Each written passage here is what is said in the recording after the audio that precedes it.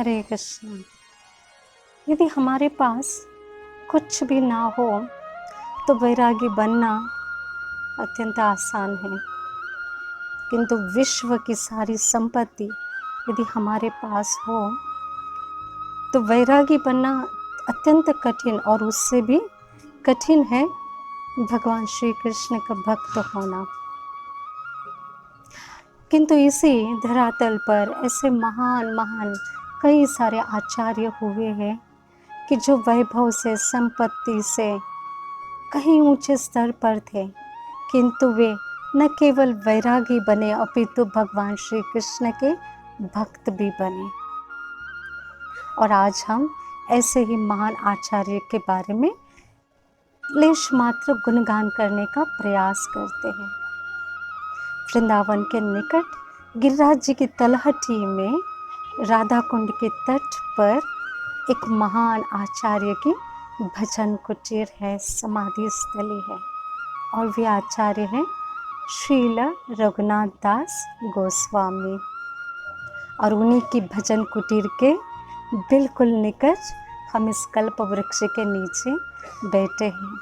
हमारे सीधे हाथ पे राधा कुंड और श्याम कुंड है, और दाहिने तरफ श्रील रघुनाथ दास गोस्वामी जी की समाधि स्थली, और उनके मध्य इस कल्प वृक्ष के नीचे बैठने का सौभाग्य प्राप्त हुआ है।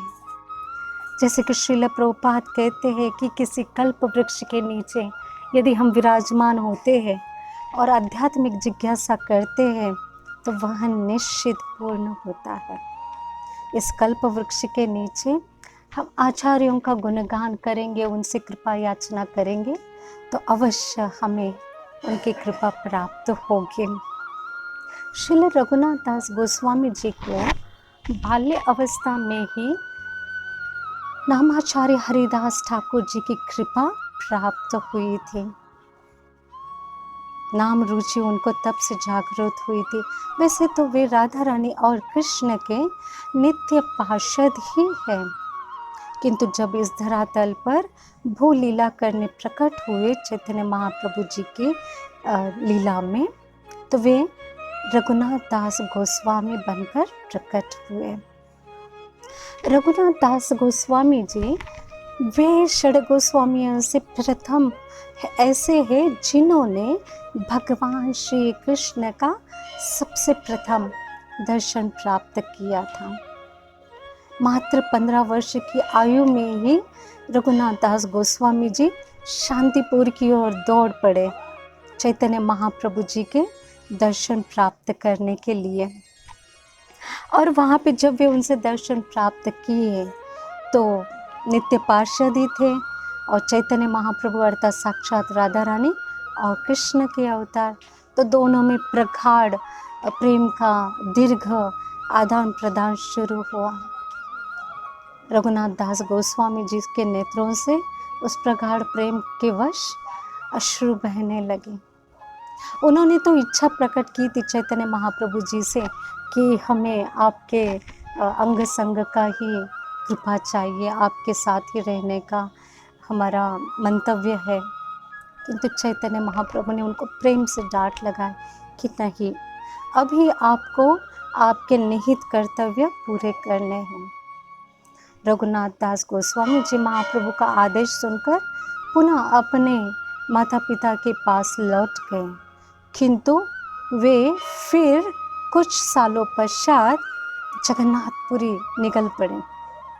जगन्नाथपुरी में वे 18 वर्ष चैतन्य महाप्रभु जी के अंग संग का लाभ लिए, किंतु जैसे ही चैतन्य महाप्रभु इस धरातल से निज धाम गोलोक वृंदावन में गए, नवद्वीप में गए, तो रघुनाथ दास गोस्वामी जी को अत्यंत विरह महाप्रभु का होने लगा, उसे रहा नहीं जा रहा था।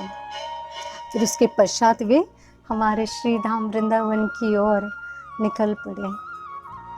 वे यहाँ पर जब आए तो उनके पूर्व अन्य कई सारे आचार्य हमारे गोस्वामी जी यहाँ पर पहले से ही थे, उनमें से रूप गोस्वामी, सनातन गोस्वामी, भूगर्भ गोस्वामी, लोकनाथ गोस्वामी, यह सारे यहाँ पर उपस्थित थे ही।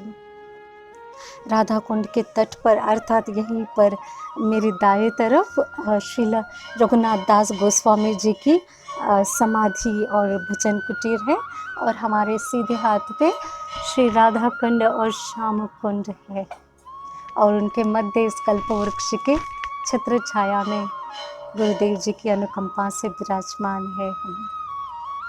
तो जब रघुनाथ दास गोस्वामी राधा कुंड के तट पर आए, 40 वर्ष वे यहाँ पर रहे, भजन करते रहे। रघुनाथ दास गोस्वामी जी कभी राधा कुंड के तट पर रहते थे, कभी मानसी गंगा के तट पर रहते थे, कभी पावन सरोवर पे जाते थे, अलग अलग वन में विहार करते थे। अब जैसे हम वृंदावन में दर्शन करने आते हैं या यहाँ पे जो भी वास्तव्य करते हैं, तो अब जैसे कई सारी सुविधा है, सुख सुविधा है, किंतु उस समय तो घनघोर वन था, और ऐसे निकुंजों के लता पताओं के मध्य हमारे आचार्य रहते थे, भजन करते थे। कई सारे हिंसक पशु भी होते थे, घनघोर अंधेरा होता था, किंतु वे ऐसी जगह पर ही बैठकर अपना नित्य भजन करते थे। रघुनाथ दास गोस्वामी जी को रूप गोस्वामी और सनातन गोस्वामी जी ने विनती की कि रघुनाथ दास गोस्वामी जी, आप कृपा करके चैतन्य महाप्रभु जी की जो जगन्नाथपुरी की लीलाएं हैं उनका व्याख्यान हमें सुनाइए। तो प्रतिदिन 3 घंटे रघुनाथ दास गोस्वामी जी रूप गोस्वामी और सनातन गोस्वामी जी को मधुर जगन्नाथपुरी लीलाओं का रसास्वादन कराते थे। रघुनाथ दास गोस्वामी जी 64 मालाओं का प्रतिदिन जाप करते थे, और न केवल जाप करते थे, महाप्रभु द्वारा दिए गए गिरिराज शिला का भी वे नित्य षोडशोपचार पूजा विधि करते थे। इसी के साथ वे 3 बार राधा कुंड में स्नान करते थे, अर्थात डुबकी लगाते थे। ऐसे नहीं कि तैरते बैठते थे, जो आजकल के भाविक आते तो ऐसा करते हैं, हृदय को पीड़ा होती है, किंतु यह साक्षात राधा रानी का तरल रूप है, तो इसमें हमें केवल डुबकी लगा के बाहर निकलना चाहिए। तो 3 बार वे राधा कुंड में स्नान करते थे। दिन में 1000 बार वे श्री कृष्ण को प्रणाम करते थे, और 2000 बार वैष्णवों को दंडवती प्रणाम करते थे। हरि हरि। और उसके पश्चात भी दिन भर वह 1 कटोरी छाछ पा लेते थे। उसमें उनका पूरी दिनचर्या की शक्ति निहित होती थी।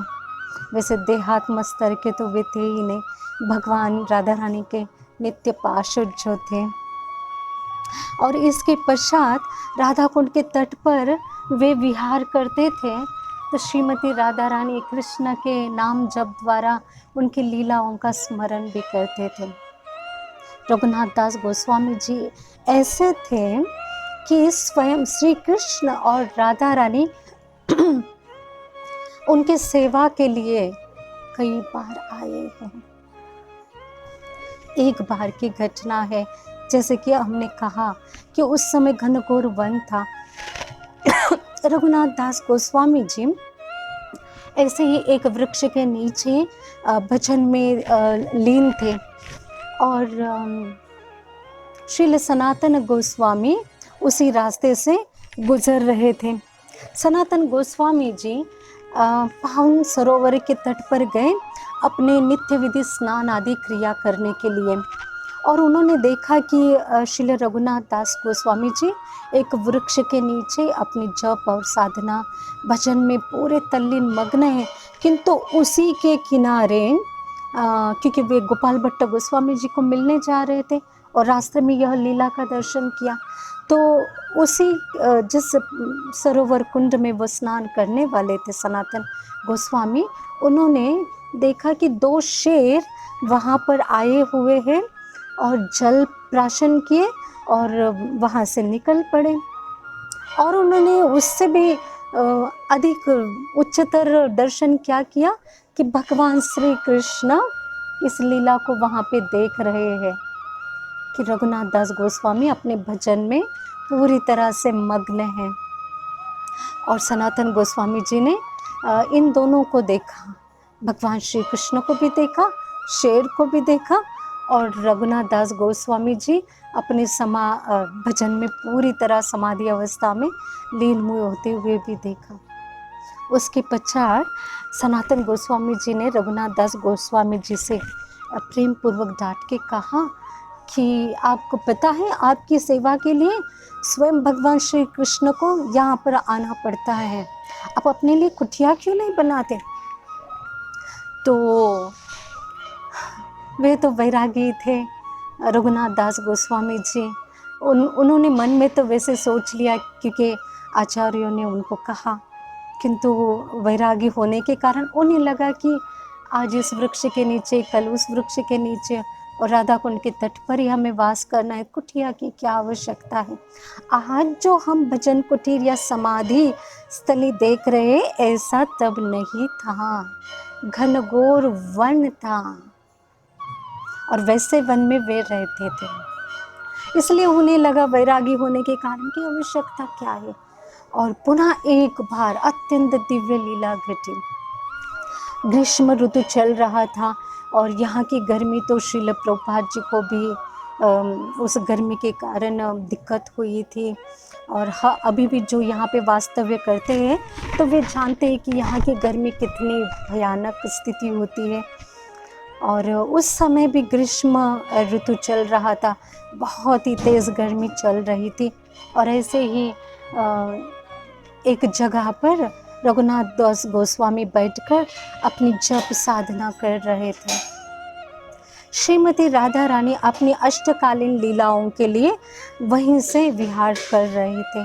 और जैसे ही उन्होंने देखा कि उनके जो नित्य पार्षद हैं रघुनाथ दास गोस्वामी जी भजन कर रहे हैं, और वो भजन करते हुए उन्हें देखकर उनके मन में आया कि इन्हें तो इतनी तेज़ धूप लग रही है, इस धूप से इनकी रक्षा करनी चाहिए।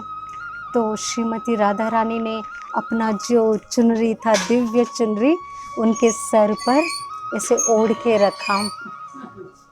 और उस चुनरी को ओढ़ के रखने के पश्चात पुनः एक बार सनातन गोस्वामी वहीं से गुजर रहे थे और पुनः यह दिव्य लीला श्रीमती राधा रानी के दर्शन सनातन गोस्वामी जी को प्राप्त हुए।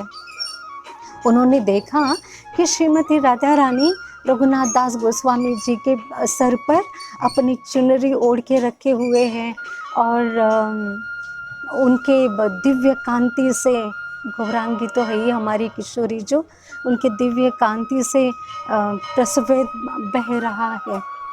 और जैसे श्रीमती राधा रानी ने सनातन गोस्वामी जी को देखा, मंद मंद अपनी मुस्कुराहट की कृपा दृष्टि उन पर की और वो वहाँ से निकल गए।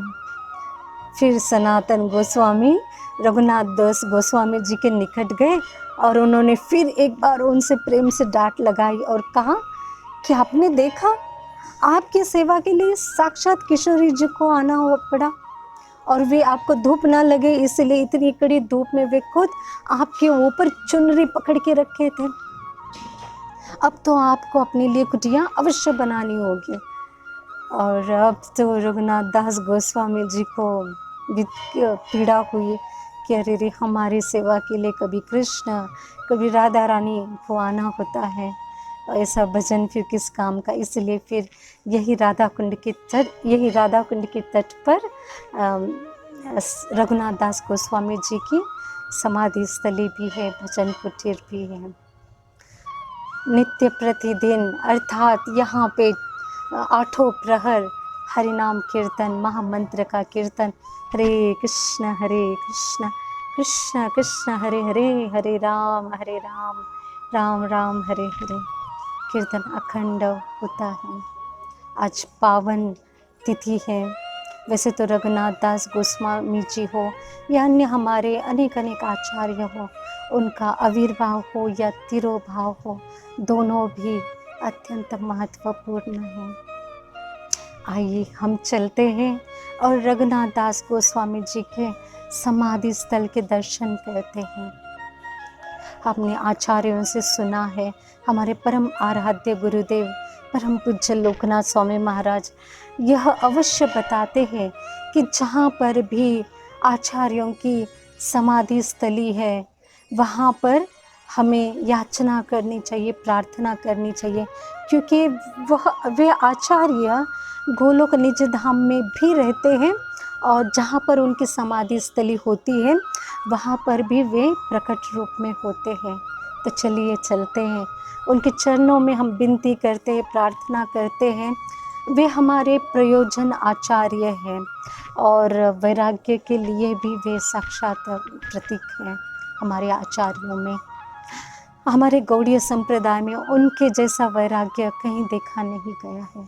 तो हम भी उनके चरणों में आज के पावन तिथि पर, पर्व पर याचना करेंगे कि लेश मात्र भी यदि कृपा दृष्टि उनकी हम बद्ध जीवों पर, नित्य बद्ध जीवों पर यदि हुई, तो हम में भी अनुराग लेश मात्र उत्पन्न होगा, हरिनाम में रुचि प्राप्त होगी। आइए चलते हैं दर्शन कृपा करने के लिए।